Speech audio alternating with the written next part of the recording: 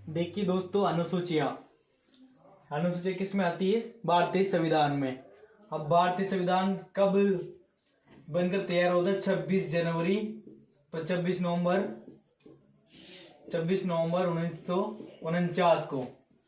नवंबर 1949 को भारतीय संविधान बनकर तैयार हो गया था और 26 जनवरी 1950 को लागू हो गया। 26 जनवरी 1950 को लागू हो गया। तब से इस दिन को गणतंत्र दिवस के रूप में मनाया जाता है। और जिसमें जो अनुसूचियां है, अब अनुसूचियां कितनी है? अनुसूचियां मूल संविधान में 8 अनुसूचियां थी। मूल संविधान में कितनी अनुसूचियां थी? 8। मूल संविधान में 8 अनुसूचियां थी। बाकी 4 अनुसूचियां जो बाद में जोड़ी गई। 4 अनुसूचियां जो बाद में जोड़ी गई। बाद में कब जोड़ी बता दूंगा। 4 अनुसूचियां। तो अब कुल कितनी हो गई वर्तमान में? 12 अनुसूचियां हो गई। तो कितने हो गई वर्तमान में अनुसूचियां? 12। पहले कितनी थी? 8। 4 बाद में जोड़ी, तो अनुसूचियां वर्तमान में कितनी है? 12। वर्तमान में कौन कौन सी है? जो पहली अनुसूची है, जो फर्स्ट अनुसूची है, अनुसूची नंबर 1। इसमें क्या है? जो भारत के राज्य और केंद्र शासित प्रदेश के बारे में जानकारी है। भारत के कितने राज्य हैं और उसके केंद्र शासित प्रदेश है, उसके बारे में जानकारी है। राज्य और केंद्र शासित प्रदेश के बारे में जानकारी है। केंद्र शासित प्रदेश के बारे में जानकारी है। अब अनुसूची नंबर 2, इसमें क्या है? जो संवैधानिक पदाधिकारी हैं उनके वेतन और भत्ते। संवैधानिक पदाधिकारियों के वेतन और भत्ते। संवैधानिक पदाधिकारियों के वेतन और भत्ते। वेतन भत्ते और पेंशन। वेतन भत्ते और पेंशन। वेतन भत्ते और पेंशन। अब किस किस के वेतन भत्ते और पेंशन है? किस किस के वेतन भत्ते और पेंशन मिलते हैं? जैसे कि एग्जाम्पल के तौर पे राष्ट्रपति देख लो आप, राष्ट्रपति हो या फिर राज्यपाल, लोकसभा अध्यक्ष, जो भी चाहो आप लिख सकते हो। सब में लगभग सभी संवैधानिक पदाधिकारियों के वेतन भत्ते आ जाएंगे इसमें। उच्चतम न्यायालय, उच्च न्यायालय के न्यायाधीशों के। अब अनुसूची 3, इसमें किससे संबंधित है? शपथ दिलाते हैं। किस किस को शपथ दिलाते हैं? जैसे कि शपथ जो नेता लोग, पदाधिकारी है, मतलब जिनको शपथ दिलाई जाती है अनुसूची 3 में, राष्ट्रपति, उपराष्ट्रपति, लगभग सभी के शपथ से नियमित संबंध है। राष्ट्रपति की सभी की शपथ इसमें आ जाती है। जिसको भी शपथ दिलाई जाती है, सबकी शपथ किस में आ जाती है? इसमें आ जाती है।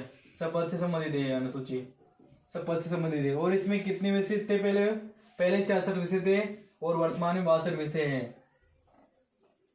अनुसूची 4, ये किससे संबंधित है? राज्यसभा। जो कि राज्य और संघीय राज्य क्षेत्रों का राज्यसभा में प्रतिनिधित्व। राज्य और संघीय राज्य क्षेत्रों का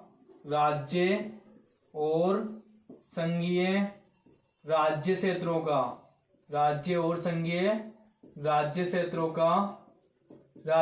में प्रतिनिधित्व।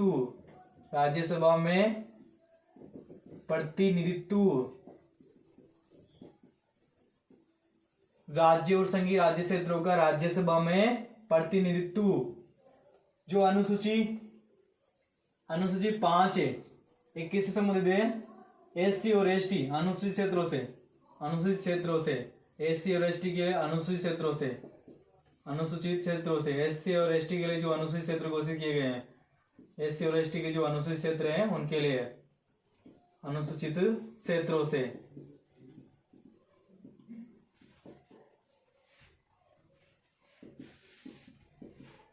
अनुसूची 6, इसमें क्या है?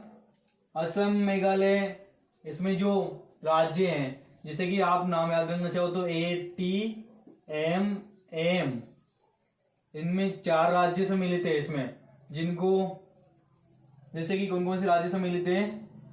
Assam, A for Assam, T for Tripura, M for Mizoram, Meghalaya मान लो, मेघालय, एम फॉर मिजोरम। 4 राज्य जिनको अनुसूचित क्षेत्रों में घोषित किया गया है।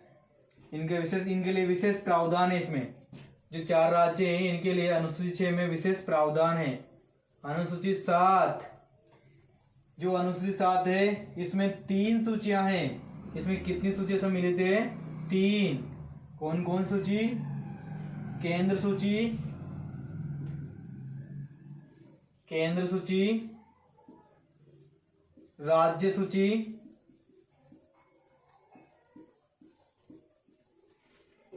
राज्य सूची और एक है समवर्ती सूची। केंद्र सूची, राज्य सूची और एक है समवर्ती सूची। समवर्ती सूची। अब इसमें वर्तमान में पहले कितने विषय थे? इसमें पहले 97 थे और वर्तमान में, ये तो पहले थे जब संविधान बना था, ये तो पहले वाले थे। वर्तमान में कितने विषय हैं? वर्तमान में 100 विषय हैं।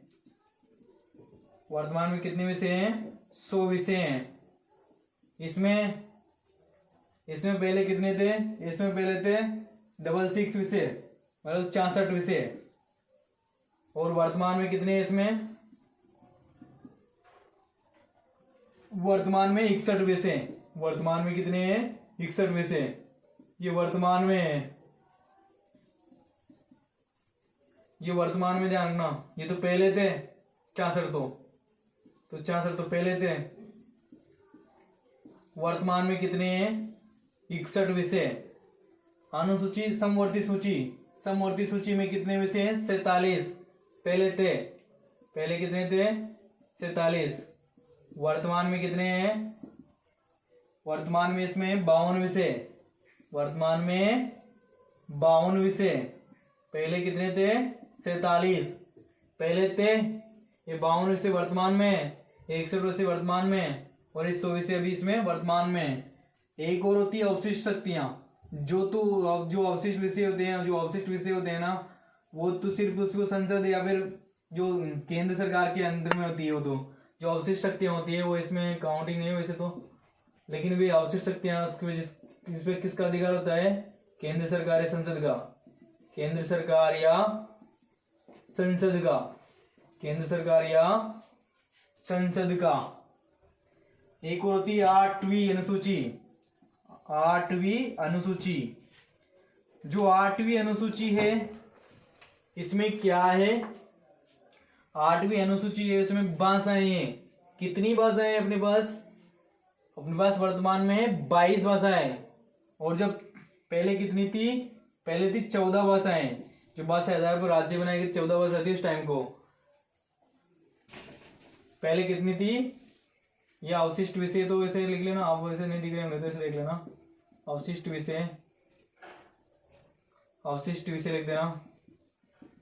ये किसके अंदर आते हैं? अवशिष्ट विषय आती इन पे कौन कार्य करता है? केंद्र सरकार। जो भी बचता है, मतलब उस टाइम को ज्ञात नहीं था, जब संविधान का निर्माण होता उस टाइम को अवशिष्ट विषय का बारे में कोई पता नहीं था।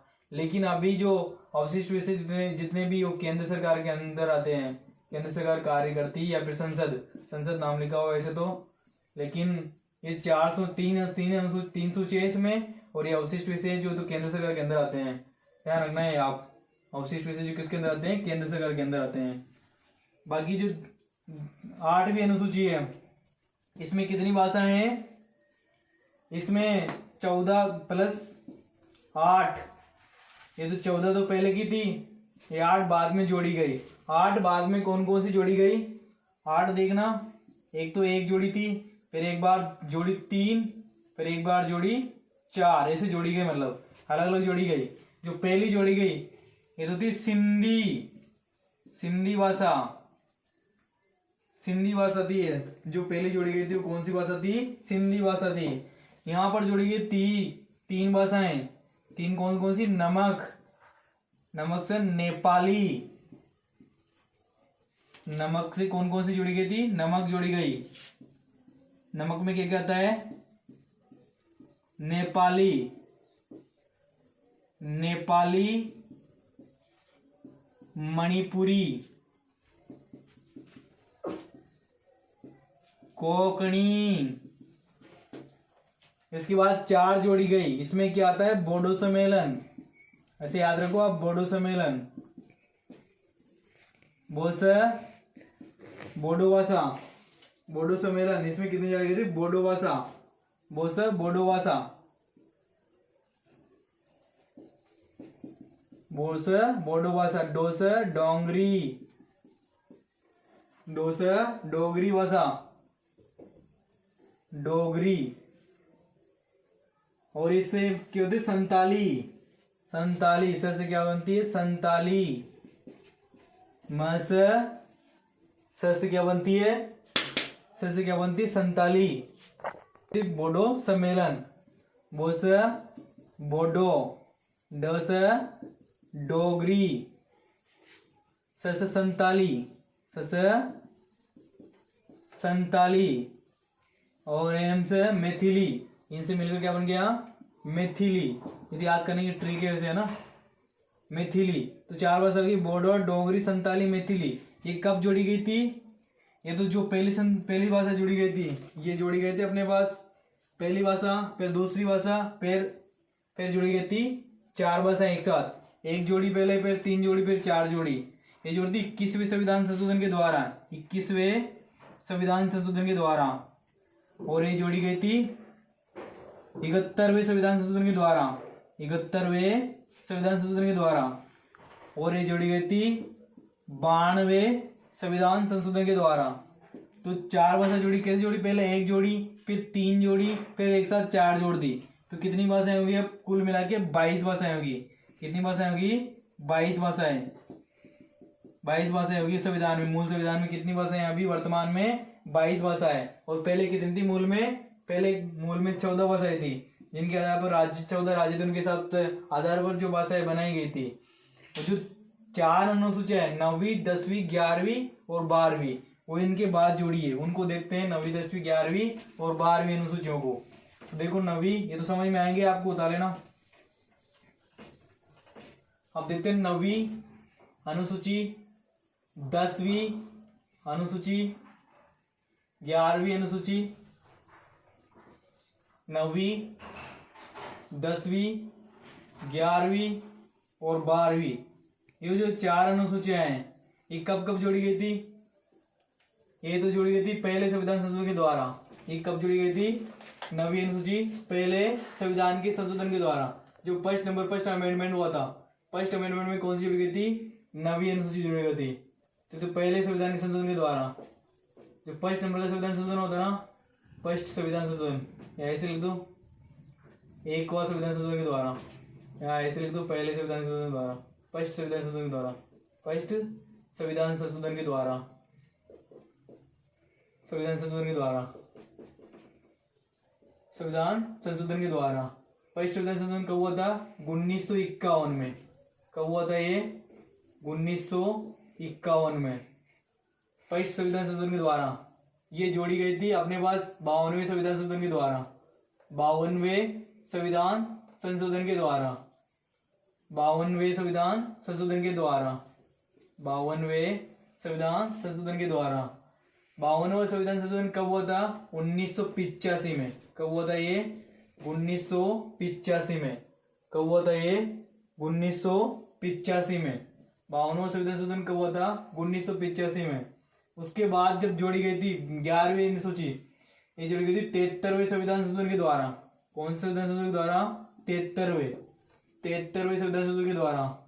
और ये जोड़ी गई थी 74वें संविधान संशोधन के द्वारा, 74वें संविधान संशोधन के द्वारा। दोनों कब हुए थे? 1993 में। 1993 में, 1993 में होते दोनों संविधान संशोधन, 1993 में। ये भी 1993 में।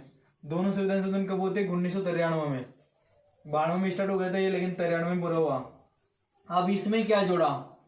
अब इनमें क्या जोड़ा है देखते हैं। अब 9वीं अनुसूची, ये कहीं से संबंधित है? भूमि सुधार से संबंधित है। भूमि सुधार से संबंधित है। भूमि को सुधार, भूमि में जो फेरबदल हुआ, कानून हुआ, उससे संबंधित 9वीं अनुसूची। 10वीं अनुसूची दल बदल से संबंधित, दल बदल से संबंधित।